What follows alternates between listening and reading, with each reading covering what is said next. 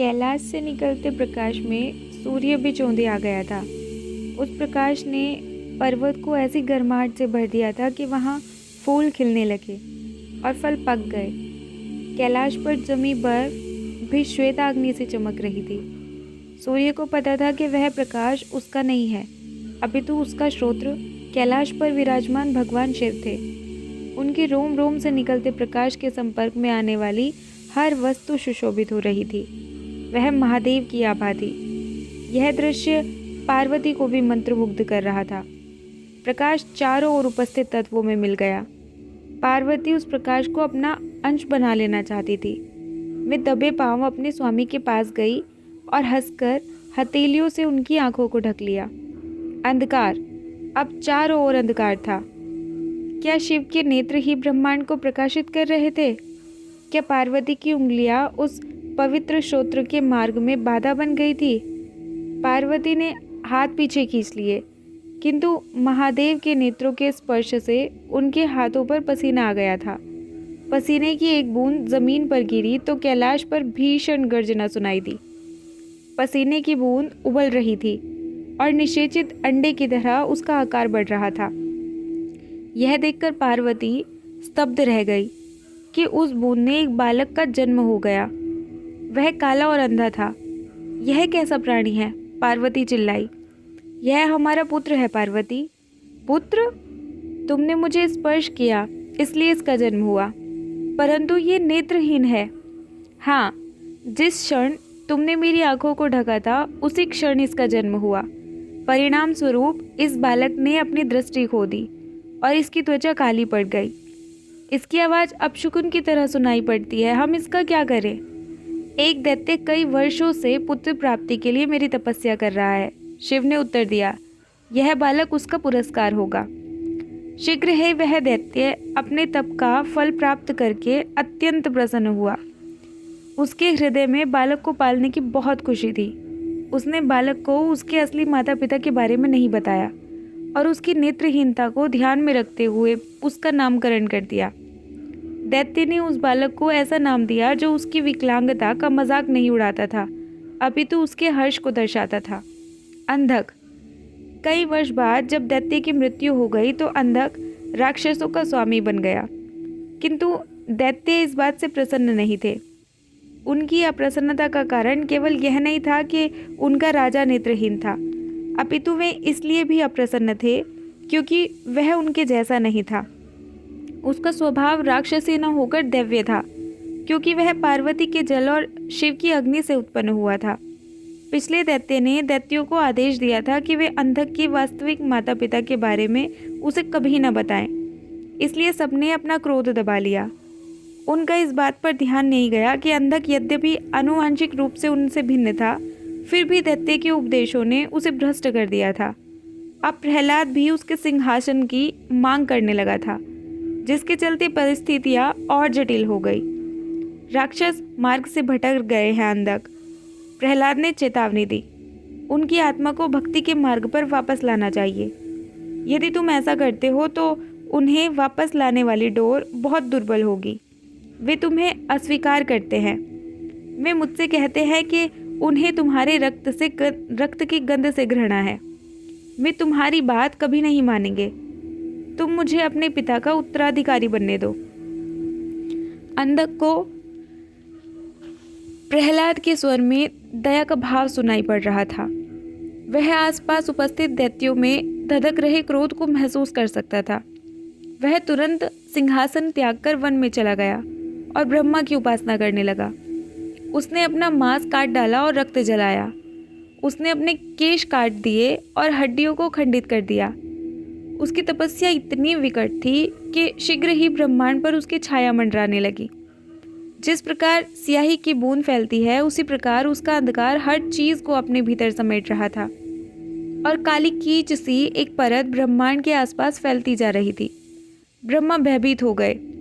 रुक जाओ, वह जोर से चिल्लाए, तुम्हारे कारण सबका दम घुट रहा है। मुझे यह सुनकर प्रसन्नता हुई। क्या अब आपको वह अंधकार दिखाई दे रहा है जिसने मुझे सदा से जकड़ रखा था? परंतु तुम मुझसे ऊपर उठ चुके हो अंधक। जिनके पास नेत्र हैं वे तो केवल देखते हैं, किंतु तुमने स्वयं को एक नई दृष्टि प्रदान की है। तुम सबसे श्रेष्ठ हो। मुझे भी ऐसा ही लगता था, किंतु अन्य लोग मेरी योग्यता पर प्रश्न चिन्ह लगा रहे हैं। मेरे पास जिस एक क्षमता का अभाव है, वे उसकी तुलना अन्य प्रकार के सामर्थ्यों से करते हैं। उनके हृदय में मेरी नेत्रहीनता से अधिक अंधकार भरा है और मैं दोषी नहीं बनना चाहता। मैं 2 वरदान मांगता हूँ। मुझे मेरी दृष्टि प्रदान कर दीजिए, और दूसरा, अमरता मत मांगना, क्योंकि जिस प्रकार हर मृत प्राणी का पुनर्जन्म होता है, उसी तरह प्रत्येक जन्म लेने वाले प्राणी की मृत्यु भी निश्चित है। तो फिर मैं अपनी मृत्यु के लिए एक शर्त रखना चाहता हूँ। कहो। अंधक कुटिलतापूर्वक मुस्कुराया। मैंने सुना है कि आपको एक बार दंडित किया गया था, क्योंकि आपने एक ऐसी स्त्री को प्राप्त करना चाहा जिसकी कामना करना आपके लिए अनुचित था। ब्रह्मा चुप रहे। उनके सिर का घाव कई वर्षों के बाद आज अचानक हरा हो गया। मेरी भी यही इच्छा है। मैं चाहता हूँ कि मेरी मृत्यु तभी हो जब मैं अप्राप्य वस्तु को प्राप्त करने का प्रयास करूं, जिस समय किसी स्त्री के प्रति मेरी वासना अनुचित हो। ब्रह्मा ने जल छिड़ककर अंधक को दृष्टि प्रदान की और दूसरा वरदान भी दे दिया। वरदान पाकर अंधक उपद्रवी हो गया। उसने प्रहलाद के प्रस्ताव को अस्वीकार कर दिया और स्वयं दैत्यों पर हावी हो गया। अंधक ने देवताओं को पराजित कर दिया। सब उसके भय से कांपते थे। वह एक लोक से दूसरे लोक में शासन का विस्तार करता चला गया। ब्रह्मांड में उपस्थित हर वस्तु और प्राणी को देख सकने में सक्षम अंधक लालसा से चूर हो गया। उसे जो वस्तु पसंद आती वह उसे बलपूर्वक छीन लेता था। प्रहलाद देख रहा था कि अंधक का पालन पोषण कैसे प्रकृति पर हावी हो गया था। मेरा जन्म पाप से हुआ, परंतु मैंने पुण्य को चुना, उसने स्वयं से कहा। काश तुम्हें पता होता कि तुम्हारा जन्म किससे हुआ है और तुम क्या बन गए हो। अनेक वर्ष बीत गए और फिर एक दिन अचानक अंधक के मन में शंका उत्पन्न हुई। क्या मैं सर्वशक्तिमान हूँ? उसने अपने मंत्री से पूछा। हर दृष्टि से अद्वितीय। लगभग। अब मेरे पास क्या नहीं है? स्त्री, ब्रह्मांड की सबसे सुंदर स्त्री, जो आपके वैभव को और बढ़ा देगी, परंतु उसका विवाह एक योगी से हुआ है। उसका नाम क्या है? पार्वती। वह शिव की पत्नी है। मंत्री ने पार्वती के सौंदर्य का वर्णन करना आरंभ कर दिया। धनुषाकार बोहे, अमृत से भरे होठ, वक्ष की घुमावदार आकृति, त्वचा की सुगंध। अंधक यह नहीं जानता था कि उसका मंत्री अंधक की माता का ही अनुचित रूप से वर्णन कर रहा था, परंतु उसे सुनकर अंधक के मुंह में जैसे पानी आ गया। उसकी आंखें प्रकृति के चमत्कार को देखने के लिए उत्सुक हो उठी। योगी के लिए ऐसे सौंदर्य की कोई उपयोगिता नहीं है, अंधक ने कहा। उसे आज्ञा दो कि वह मुझे अपनी पत्नी को सौंप दे। अंधक के दूतों ने कैलाश पर आक्रमण कर दिया। शिव ने उसकी बात सुनी तो वे मुस्कुराए। अपने स्वामी से कहो कि वह स्वयं आकर पार्वती को ले जाए। अंधक ने तुरंत अपनी सेना के साथ कैलाश की घेराबंदी कर दी। देवी को एक गुफा में अकेला पाकर वह अंदर घुस गया। उसने पार्वती को देखा तो स्तब्ध रह गया। उसकी जीभ सुन्न पड़ गई। उसके मन में केवल एक ही नाम चल रहा था, पार्वती, पार्वती, पार्वती। अंधक की आंखें हिंसक ढंग से पार्वती की खोज कर रही थी। वह देखने की कोशिश कर रहा था पार्वती का शरीर कितना सुंदर था। वह अब तक अनजान था कि वह अपनी ही माता का अनादर कर रहा था।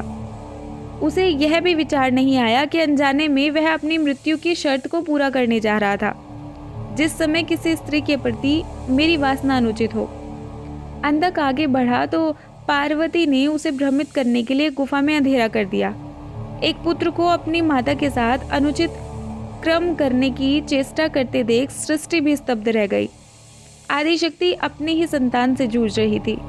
सब आश्चर्य कर रहे थे कि कारण और प्रभाव के किस चक्र ने ऐसी लज्जाजनक स्थिति उत्पन्न की होगी। अंधक पार्वती को पकड़ने ही वाला था कि पार्वती के शरीर से प्रकाश की 7 दीप्तिमान किरणें उत्पन्न हुई। अंधक के सामने अब 7 देवियां साकार रूप ले रही थी। सप्त मातृकाएं, युद्ध छिड़ गया और देवियाँ राक्षसों का संहार करने लगी। अनगिनत असुर मारे गए।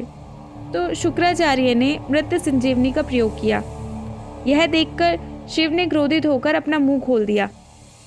फिर उन्होंने अपने जबड़ों को फैलाया और शुक्राचार्य को जीवित ही निगल गए। गुरु की अनुपस्थिति ने दैत्यों को कमजोर कर दिया और वे धाराशायी हो गए।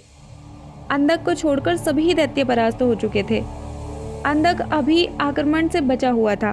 तभी शिव की आवाज गूंज उठी, पुत्र, तुम अपनी ही माता की कामना कर रहे हो। पार्वती तुम्हारी माता है और मैं तुम्हारा पिता हूँ। अंधक पीछे हट गया। पार्वती तुम्हारी माता है। इस एहसास ने तुरंत उस वरदान को निरस्त कर दिया जिसकी आड़ में अंधक सुरक्षित था। आप मेरे माता पिता हैं? हाँ। फिर आपने मुझे अस्वीकार क्यों किया था? क्या इसलिए कि मैं नेत्रहीन था? नहीं, शिव ने उत्तर दिया और उसे अपने त्रिशूल पर लटका दिया, क्योंकि तुम अब भी अंधे हो। मृत्यु अंधक पर हावी होने लगी तो ब्रह्मा प्रकट हुए। अंधक, यह कैसी विडंबना है।